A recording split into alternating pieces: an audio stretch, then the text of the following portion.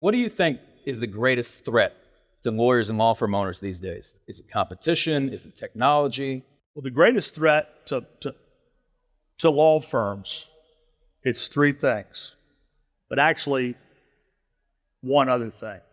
It's technology, it's regulation, tort reform, and it's competition. Technology, smarter cars, red light cameras, but technology also cuts the other way because people are in the smarter cars talking on their phone. Regulation, you can't really, tort reform, you can do your best at the state governments, but we've all seen, everybody here from Texas and places like that, and Florida, we've had our practice areas gutted and the rights of individuals stripped away in favor of the insurance industry. And then competition. I mean, competition is the main threat. Who's going to work harder than you? Who's going to get up every day? But I think the greatest threat to your business is you.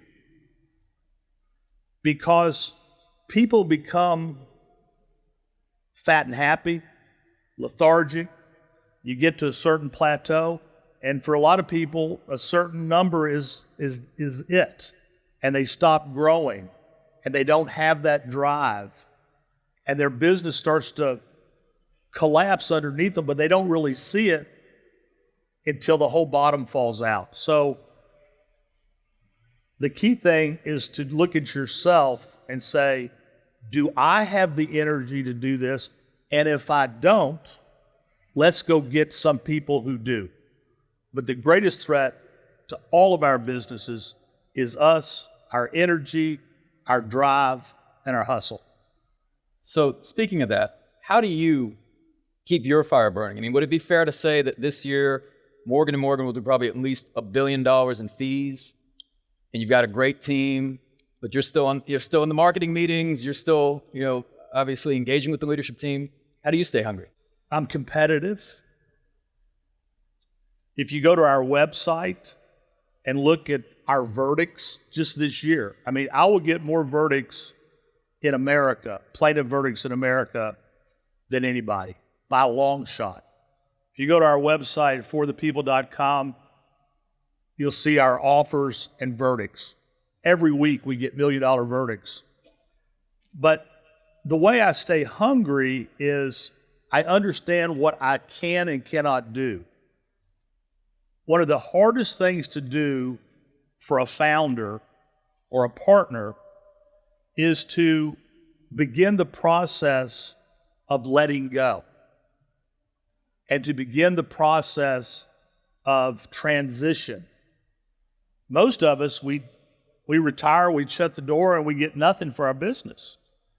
So as I'm getting older, I know I don't look that old, but as I'm getting older, I realize what I can do. It's like athletes. I mean, I'm watching LeBron James.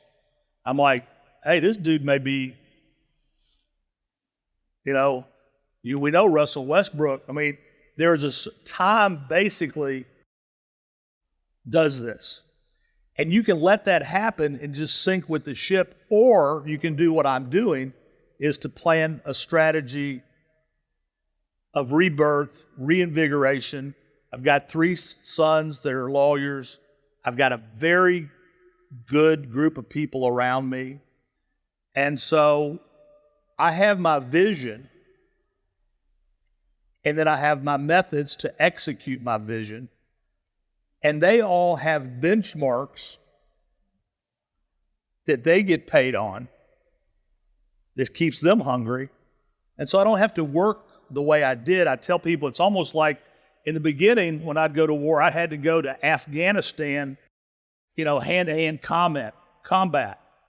Now they fight wars over at Tampa at MacDill Air Force Base. The general sits there like, boom.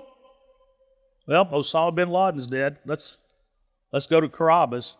And so I'm kind of fighting the war from MacDill Air Force Base, punching the drone button, and then going to Carabas for lunch.